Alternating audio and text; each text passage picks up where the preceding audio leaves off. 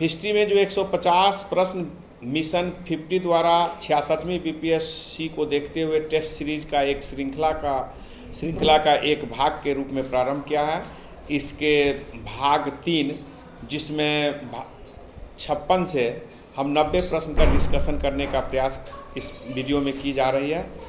56 प्रश्न है, सिंधु घाटी सभ्यता के सबसे महत्वपूर्ण विशेषता क्या है? तो पक्की ईंट से बनी इमारत। पक्की ईंट से बनी इमारत सिंधु घाटी सभ्यता की सबसे बड़ी विशेषता है। सिंधु घाटी सभ्यता की सबसे बड़ी विशेषता उसकी नगर नियोजन प्रणाली है। नगर एक निश्चित योजना के अधीन बनाई गई थी और वह जो है ग्रिड प्रणाली पर आधारित थी। जैसा कि आप जानते हैं, सड़क एक दूसरे को समकोण पर काटती थी। नगर नियोजन प्रणाली सिंधु घाटी सभ्यता की सबसे बड़ी विशेषता यह ईंट, पकी हुई ईंट और सूखी हुई ईंट दोनों का प्रयोग हुआ है। ईंट विभिन्न आकार और प्रकार के बनाए गए हैं। ईंट और लकड़ी का प्रयोग सिंधु घाटी सभ्यता में भवन निर्माण में मुक्त किया गया है।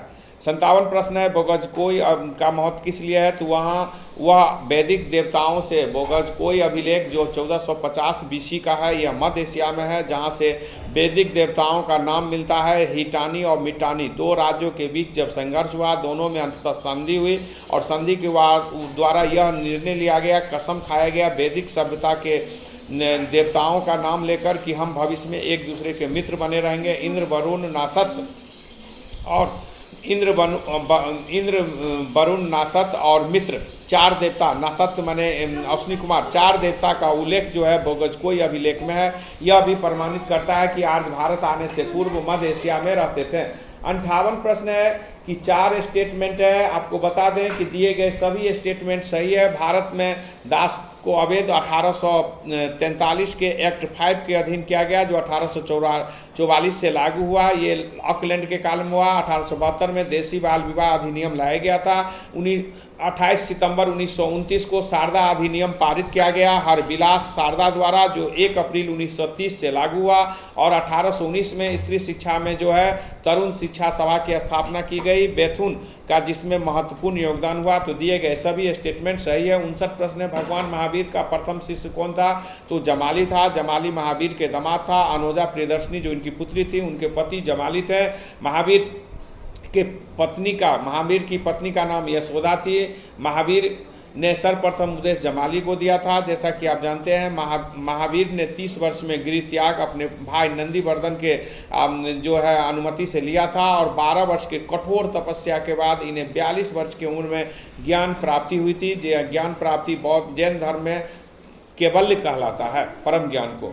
60वां प्रश्न है, सबसे पूर्वकालीन जैन ग्रंथ है? तो 14 पूर्वांग। जैन धर्म का सबसे प्राचीन जो ग्रंथ है 14 पूर्वांग है। जैसा कि जैन धर्म में मुख्य साहित्य को, पवित्र साहित्य को हम आगम कहते हैं, जिसके अंतर्गत 14 पूर्वांग, 12 अंग, 12 उपांग, 10 प्रकीर्ण सूत्र, 6 छेद सूत्र, 4 नंदी सूत्र और अनियोग सूत्र आता है। 61 प्रश्न है, महात्मा बुद्ध ने अपना पहला धर्मचक्र परिवर्तन के स्थान पर दिया? तो सारनाथ में महात्मा बुद्ध ने अपना प्रथम धर्मचक्र परिवर्तन दिया। यानी महात्मा बुद्ध ने जो प्रथम उपदेश अपने 5 बिछड़े हुए मित्र को, जो उनके शिष्य बन गए, उनको जो उपदेश दिए, वह बौद्ध धर्म में धर्मचक्र परिवर्तन कहलाता है। जो सारनाथ के ऋषिपत्तनम या मिर्गपत्तनम के नाम से प्रसिद्ध सारनाथ, जो वाराणसी के पास उत्तर प्रदेश में है, वहाँ उन्होंने दिया, जिसमें उनके मित्र थे महानामा, वप्पा, असगी, कुंदन, असगी, भदिया, ये उनके मित्र थे जिनको इन्होंने सर्वप्रथम उपदेश दिया। लुम्बिनी वन में इनका जन्म हुआ था महात्मा बुद्ध का। 62 प्रश्न, कौन सा बात बौद्ध धर्म और जैन धर्म में समान नहीं था? तो आत्मदमन को जैन धर्म में बहुत महत्व दिया गया, जबकि बौद्ध धर्म ने आत्मदमन को बहुत महत्व नहीं दिया। मध्यम मार्ग प्रतिपादन, मध्य मार्ग का अपना रास्ता अपनाना महावीर नहीं, बुद्ध का देन है। बुद्ध ने उर्वेला गांव में जब सुजाता नाम की लड़की से खीर खाई, उस समय से उनकी एक बहुत बड़ी विचार आई कि मध्यम मार्ग का प्रतिपादन, यानी 20 का रास्ता अपनाओ। किसी चीज़ को अतिशय करना गलत है, ये बुद्ध जी ने प्रमाणित किया। और जबकि जैन धर्म आत्म दमन को, यानी कि शरीर को, काया कलेश को बहुत महत्व देते हैं। यहाँ तक कि सल्ललेखन क्रिया द्वारा संथरा करना, यानी आत्महत्या करना, यानी यही लीला समाप्त कर लेना, समाधि ले लेना, जैन धर्म में महत्वपूर्ण है। तो आईपीसी धारा 309 के अधीन जो आत्महत्या अवैध है, देखा जाए तो संथरा प्रथा, जैसा कि जयपुर हाई कोर्ट ने इस तरह का विचार दिया था कि संथरा प्रथा एक प्रकार का आत्महत्या है। तो आत्मदमन को अधिक महत्व जो है, अधिक कष्ट उठाने के लिए जो है, अधिक बात जो है, यह जैन धर्म करता है, जो दोनों में समानता नहीं है। 63 प्रश्न है, बराबर की गुफाओं में उपयोग किस आश्रम के लिए किया गया? तो बराबर की गुफा और नागार्जुन की गुफा ये जो है आजीविका संप्रदाय के लिए यहाँ गुफा दान दिया गया। बराबर की गुफा में अशोक ने 4 गुफा दान दिया और नागार्जुन की पहाड़ी में उनके पौत्र दशरथ ने 2 गुफा दान दिया। आजीविका संप्रदाय जिसके संस्थापक मौखली पुत्र गोसाल थे।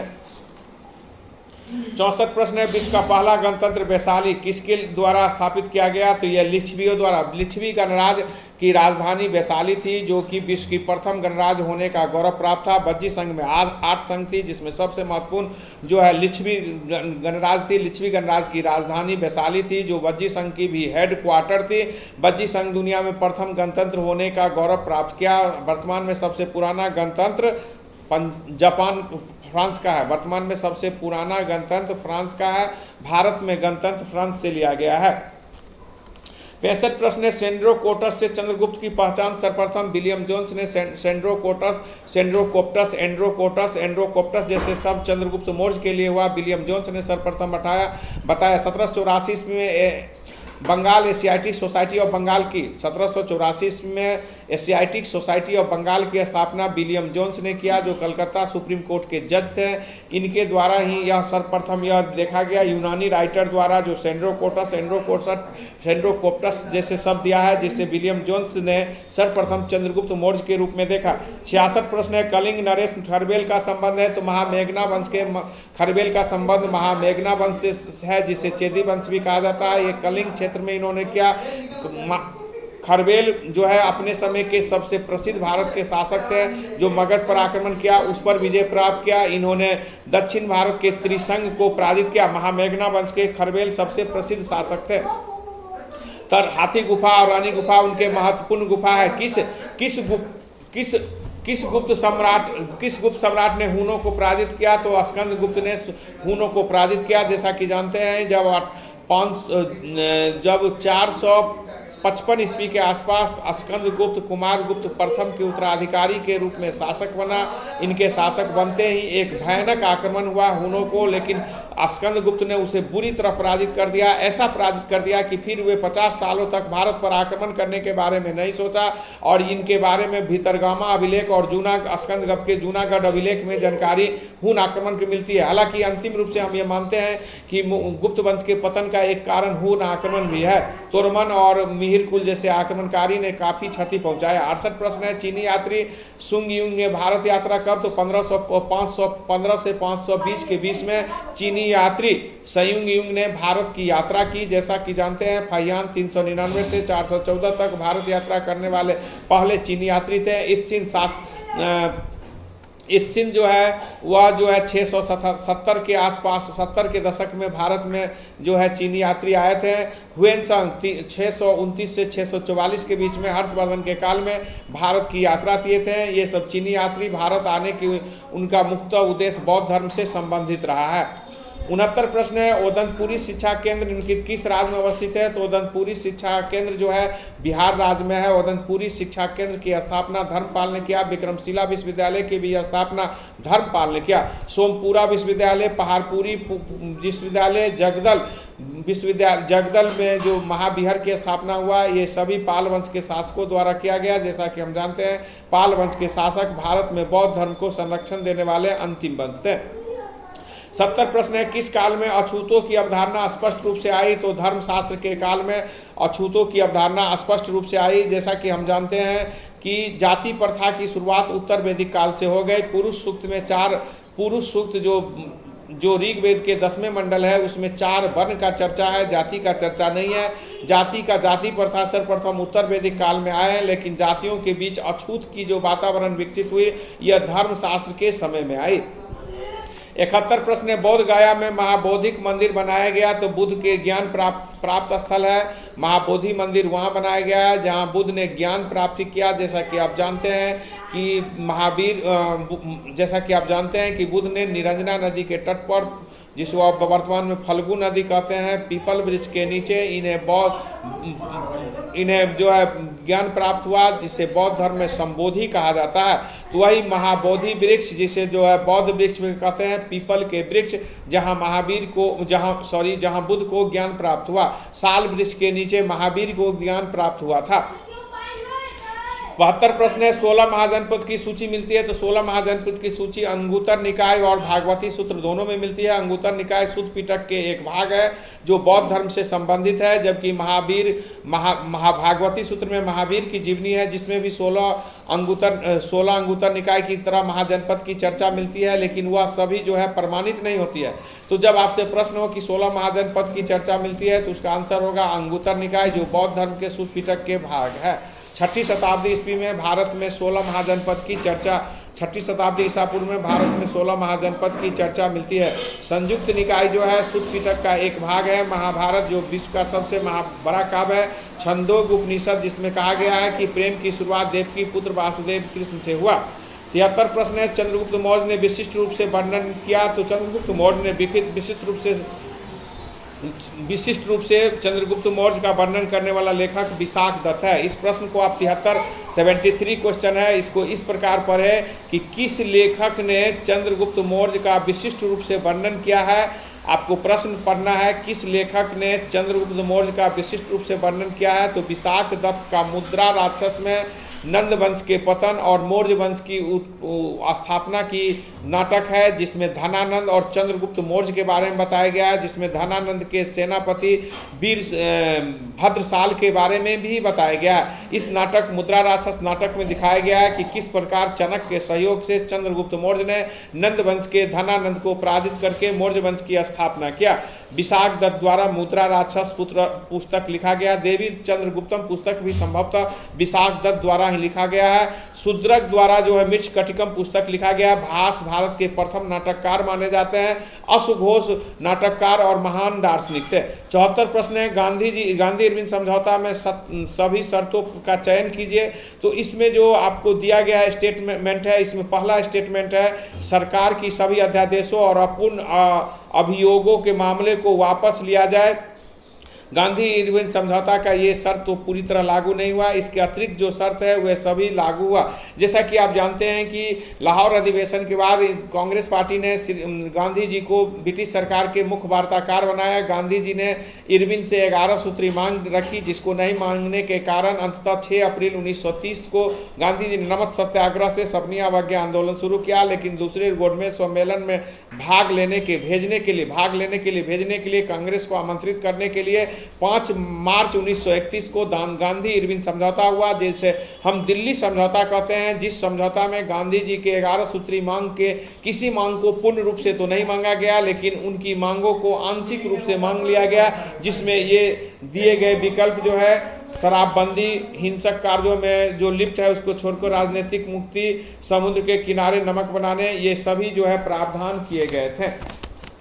75 प्रश्न है, गुरु अर्जुन देव के विषय में असत्य का चयन करना है। तो गुरु अर्जुन देव के विषय में असत्य है कि सिखों को एक लड़ाकू जाति में अकाल तख्त की स्थापना, अमृतसर की किलाबंदी की, ये जो विचार स्टेटमेंट है गुरु अर्जुन देव के बारे में सही नहीं। गुरु अर्जुन देव के पुत्र गुरु हरगोविंद सिंह के द्वारा जो है सिखों को एक लड़ाकू जाति में परिवर्तन किया गया, वो एक किलाबंदी किया, अकाल तख्त जैसे चीज का स्थापना किया, यानी प्रभु की सत्ता को माना। एक दूसरे शब्द में गुरु हरगोविंद ने जो अर्जुन देव के बाद गुरु हुए सिखों के, उन्होंने सिख को एक लड़ाकू जाति में बदल कर उन्होंने राजनीतिक स्वरूप दिया, जिसको पूरा करने का काम 10वें गुरु गोविंद सिंह ने किया। 76 प्रश्न है, कला की गंधार शैली किसके समय विकसित हुई। कुषाण काल में गंधार शैली विकसित हुई। कुषाण काल में गंधार शैली और मथुरा शैली, 2 स्कूल 2 विद्यालय की शुरुआत हुआ, जो कुषाण काल में हुआ, जिसमें कनिष्क का योगदान सबसे महत्वपूर्ण रहा।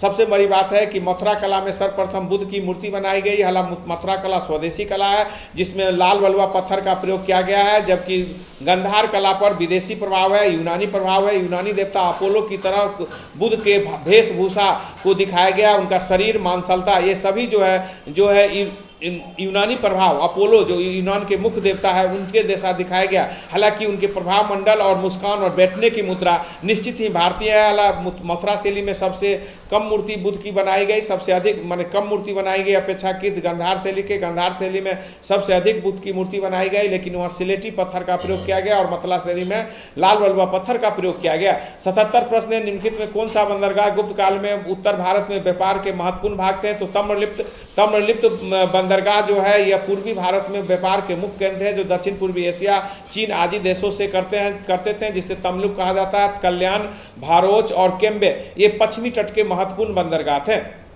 78 किस शासक वंश ने मंदिर और ब्राह्मणों में सबसे अधिक दान दिया, अनुदान दिया, यानी चंदा दिया? तो वह सबसे अधिक गुप्त काल में दिया गया। गुप्त काल में विकेंद्रीकरण की प्रक्रिया अधिक रही। गुप्त काल में भूमि दान देने की प्रथा काफी बढ़ गई। गुप्त काल के शासक ब्राह्मण थे।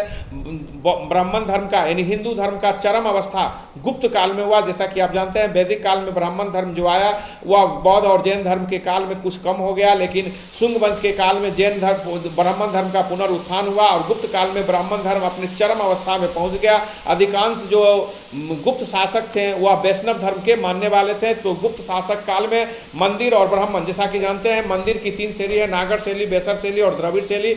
नागर शैली में सर्वप्रथम मंदिर गुप्त काल में बनाया गया। देवगढ़ की दशावतार मंदिर जो वर्गाकार है, वर्गाकार छत से बना हुआ है, यह भारत की नागर शैली की प्रथम मंदिर मानी जाती है जो गुप्त काल में बनाई गई। 79 क्वेश्चन है, ह्वेनसंग के भारत यात्रा में सूती वस्त्र की कौन से प्रसिद्ध नगर था? तो ह्वेनसंग ने जो भारत यात्रा किया उसमें सूती वस्त्र के प्रमुख केंद्र जो थे मथुरा था। मथुरा में सक्टा नाम के प्रसिद्ध जो है कपड़ा बनाया जाता था, जो अंतर्राष्ट्रीय व्यापार में काफ़ी महत्वपूर्ण थी। उसकी मांग अंतर्राष्ट्रीय स्तर पर बहुत थी। जैसा कि हम जानते हैं कि कपास, सूती वस्त्र की जन्मभूमि भारत है। कपास की खेती सर्वप्रथम हड़प्पावासी ने की, जिसे यूनानी लोग सिंडोन कहते थे। भारत का कृषि पर आधारित सबसे महत्वपूर्ण उद्योग सूती वस्त्र उद्योग है। सूती वस्त्र उद्योग भारत का सबसे प्राचीनतम उद्योग है। सबसे अधिक सूती वस्त्र उद्योग को क्षति अंग्रेज ब्रिटिश शासनकाल में हुआ था। 80 प्रश्न है, सुवर्ण भूमि वह राजा कौन था जिन्हें नालंदा में बिहार स्थापित करने के लिए देवपाल से 5 गांव की मांग की? बालपुत्र देव जो अपना दूत भेजा पाल वंश के शासक देवपाल के दरबार में, जो हम एक महाविहार बनाएंगे उसके लिए हमें भूमि चाहिए, और देवपाल ने नालंदा में महाविहार बनाने की अनुमति दी और उनके लिए 5 गांव भी दान में दी। 81 प्रश्न है, निम्नलिखित किस राजवंश ने संगम काल में उल्लेख नहीं है? तो संगम काल में कदम वंश का उल्लेख नहीं है। संगम काल जो दक्षिण भारत की प्रथम प्रारंभिक इतिहास की एक महत्वपूर्ण काल है, जिसमें चेर, चोल, पांडव वंश की जानकारी मिलती है। चेर वंश दक्षिण भारत की सबसे प्राचीनतम वंश है। संगम काल में पांडव वंश के शासकों के नेतृत्व में 3 सभा हुई, जिसमें साहित्य सभा हुई, जिसमें द्वितीय संगम साहित्य में तोकलापियर द्वारा तोकलापियम पुस्तक लिखा गया, जो तमिल साहित्य की प्रथम व्याकरण पुस्तक है और द्रविड़ भाषा के जननी पुस्तक तोकलापियम को कहते हैं। तो संगम साहित्य जो बहुत महत्वपूर्ण हुआ, जो पांडव शासकों के नेतृत्व में आयोजित किया गया। संगम का अर्थ होता है सभा, संस्कृत शब्द है जिसका अर्थ होता है सभा, संगोष्ठी, सम्मेलन। 82 प्रश्न है, सपनावास दत्ता के लेखक भास है। सपनावास दत्ता के लेखक भास है, जो भारत के प्रथम नाटककार माने जाते हैं। सपनावास दत्ता में कौसंबी यानी वत्स के राजा उदयन और महासेन चंद्र प्रोद्योत की पुत्री सपना वासदत्ता के बीच प्रेम प्रसंग की कहानी इसमें है। यह कहानी है, यह नाटक भारत की प्रथम नाटक है। भास का प्रभाव कालिदास पर सबसे अधिक पड़ा। कालिदास भारत के सबसे बड़ा नाटककार हुआ। सबसे भारत के नाटककार कालिदास हुआ। कालिदास के सर्वश्रेष्ठ कृति जो है अभिज्ञान शकुंतलम है। भवभूति की मालती माधव महत्वपूर्ण पुस्तक है। 83 क्वेश्चन है, उस स्रोत का नाम बताए जो प्राचीन भारत के व्यापारिक मार्ग में मौन है। तो जातक कथा जो है बुद्ध के पूर्व जन्मों की कहानी है। लगभग 550 जातक कथा है जिसमें बुद्ध के पूर्व जन्मों की कहानी बताई गई है। जबकि संगम साहित्य, मिलिंद पंथो और राजतरंगिणी में हमें जो है विदेशी व्यापार की जानकारी मिलती है। संगम साहित्य में रोम व्यापार से जो है बहुत ही महत्वपूर्ण जानकारी मिलती है। उस समय भारत का व्यापार अनुकूल थी। रोम से भारत भारी मात्रा में जो है मुद्रा या द्रव्य वस्तु प्राप्त करते थे। इसके बदले में भारत भारी मात्रा में मलमल आदि की वस्तुएं निर्यात करते थे। मिलिंद पन्हो जो नागसेन और मिलिंदा राजा के बीच के वार्तालाप का चर्चा है, इसमें भी इसकी चर्चा व्यापार का मिलता है। राजतरंगिणी जो कलहन द्वारा लिखी गई है, जो कश्मीर की प्राचीन इतिहास में है, इसमें भी हमें अंतर्राष्ट्रीय व्यापार की जानकारी मिलती है। 84 है, चोल काल किस लिए प्रसिद्ध था? तो ग्राम पंचायत के लिए चोल काल प्रसिद्ध था। चोल काल में ग्राम पंचायत अपनी महत्वपूर्ण भूमिका के लिए जाना जाता है। स्थानीय स्वशासन के लिए चोल प्रशासन जाना जाता है। 85 क्वेश्चन है, दक्षिण भारत में मंदिर को आकर्षण द्वार क्या कहलाता था? गोपुरम दक्षिण भारत के मंदिर का प्रवेश द्वार जो प्रारंभ में तो प्रवेश द्वार के रूप में था, लेकिन आगे चलकर गोपुरम मंदिर से अधिक महत्वपूर्ण होने लगा। शिखर सबसे ऊंचे जो श्रृंग होते हैं उसे शिखर कहा गया। देवालय जहाँ जहाँ पूजागिरी, जहाँ देवताओं को रखा जाता था, मंडप जो पूजागिरी के ऊपर आकार बनाया जाता था संरचना, उसे मंडप कहा गया। 86 से संगम युग में उरई किस लिए प्रसिद्ध था? कपास उद्योग के लिए। उरई जो कावेरी नदी तट पर जो तमिलनाडु में, वह जो है कपास उद्योग के लिए प्रसिद्ध था। वह उस समय के महत्वपूर्ण सूती वस्त्र उद्योग के केंद्र था। संगम काल में इस जगह का अत्यंत महत्वपूर्ण योगदान था। 87 है ताम्रपत्र लेख दर्शाता है प्राचीन में बिहार की राजा संपर्क में था। जावा सुमात्रा के राजा जो है भारत के राजा के संपर्क में था, जैसा कि नालंदा बिहार की स्थापना करना। जैसा कि हम जानते हैं दक्षिण पूर्वी एशिया देशों में भारत के शासक ने जाकर वहां शासन किया, लेकिन वहां का शोषण नहीं किया, बल्कि अपना भाषा, धर्म, संस्कृति, समाज को वहां दिया। 88 प्रश्न है। 88 प्रश्न के बारे में दिया गया है वह सभी स्टेटमेंट सही है।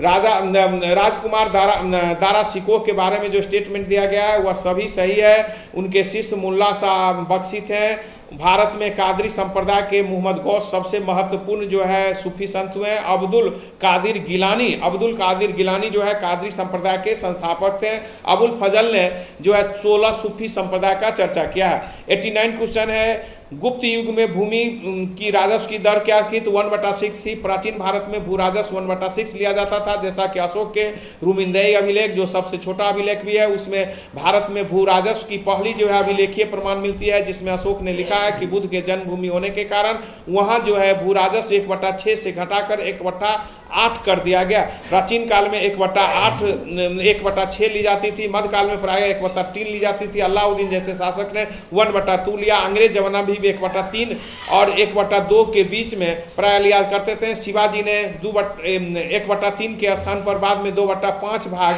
भू राजस्व लिया। प्राचीन काल से अंग्रेज जमाना तक भू राजस्व ही आय की मुख्य स्रोत सरकार की थी। 90 प्रश्न है नगरों का क्रमिक पतन किस काल में हुआ? तो नगरों का क्रमिक पतन जो है गुप्त काल में हुआ, जैसा कि इत सिंह जो गुप्त काल के उत्तरवर्ती गुप्त काल में आया, उन्होंने उस काल में पतन को दर्शाया। इसी प्रकार का विचार हम हुएन संघ के बारे में भी देख सकते हैं। मुद्रा में खोटा मुद्रा का अधिक प्रयोग, भूमि दान देने, वेतन के बदले भूमि दान देने के अधिक, व्यापार में गिरावट नगरों के पतन को दर्शाता है। तो नगर के पतन जो है क्रमिक पतन गुप्त काल में हम देखते हैं, जो चीनी यात्रियों से और उस समय के विभिन्न जो भारत में पुस्तकें हैं उनसे भी यह प्रमाणित होता है। व्यापार आदि में भारी कमी आई थी। धन्यवाद।